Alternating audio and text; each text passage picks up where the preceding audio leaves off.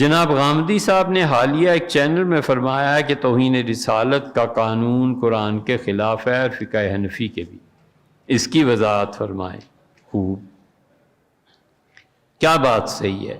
ایک اور شخص ہیں انجینئر محمد علی مرزا صاحب، انہوں نے بتایا کہ توبہ کی شک ڈالی جائے۔ علماء دین اس بارے میں کیا کہتے ہیں؟ یہ تو یار اچھا خاصا نصاب کا سوال ہے جس پہ نمبرز ملتے ہیں۔ دیکھیں، حضرت رسالت مآب صلی اللہ علیہ وسلم کی توہین کا جو موجودہ قانون ہے نا، اور اس کا نفاذ، اس پہ سب حضرات نے اپنی اپنی آراء دی ہیں، میڈیا میں محفوظ ہے، ہم نے بھی دی تھی اور وہ بھی محفوظ ہے۔ روز روز ایسے نازک مسائل کو زیر بحث نہیں لایا جا سکتا۔ آپ کیا چاہتے ہیں کہ اگلا جمعہ یہاں کوئی اور پڑھائے؟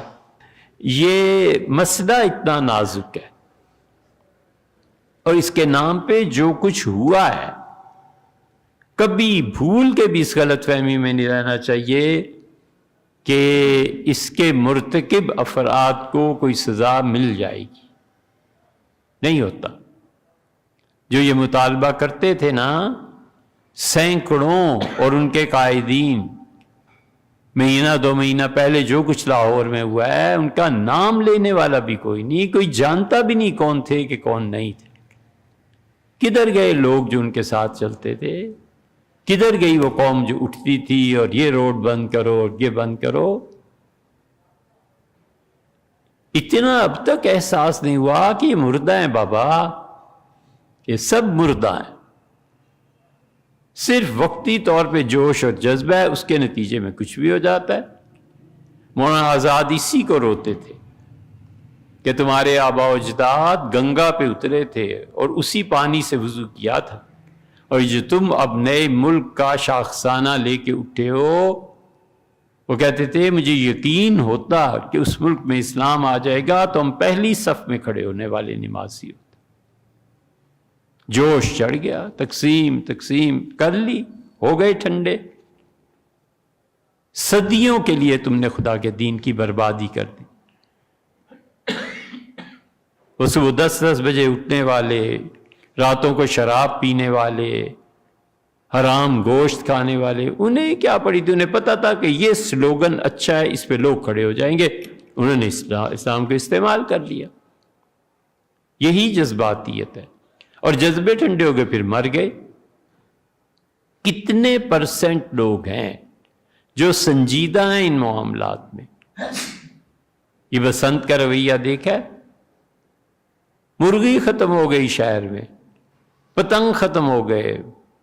اس موقع پہ پھر ایک ہی طاقت کام آئی ماشاءاللہ، پٹھانوں کی، پشاور سے پتنگ بنا کے بھیجے کہ یہ بھی کمائی کا موقع ہے۔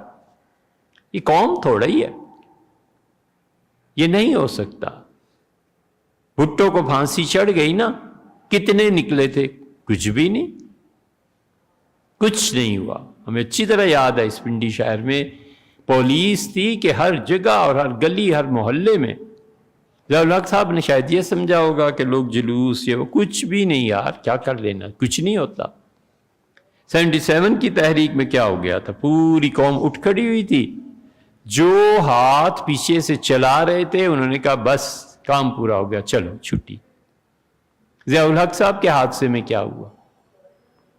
بے نظیر صاحبہ 1-2 دن ہنگامے رہے، کوئی نہیں اٹھتا بابا، نہ کوئی سڑکوں پہ نکلتا ہے، نہ خون بہاتا ہے۔ اور بڑی غلط فہمی میں ہیں وہ لوگ جو خون کے بغیر آزادی چاہتے ہیں، جو خون کے بغیر خیر کے اداروں کا قیام چاہتے ہیں۔ کسی ملک کی فوج کھڑی نہیں ہو سکتی جب تک کہ وہ خون نہ دے۔ خون دیتے ہیں تو ہی تو کوئی شکست فتح ہوتی۔ اس لیے بالکل اس خوش فہمی، خان صاحب جیل، قیدی نمبر 804، نام لینے سے گھبراتے ہیں۔ اور تو پتہ نہیں جس کا بھی جو حال ہوگا، ہمیں فون نہیں کرتے،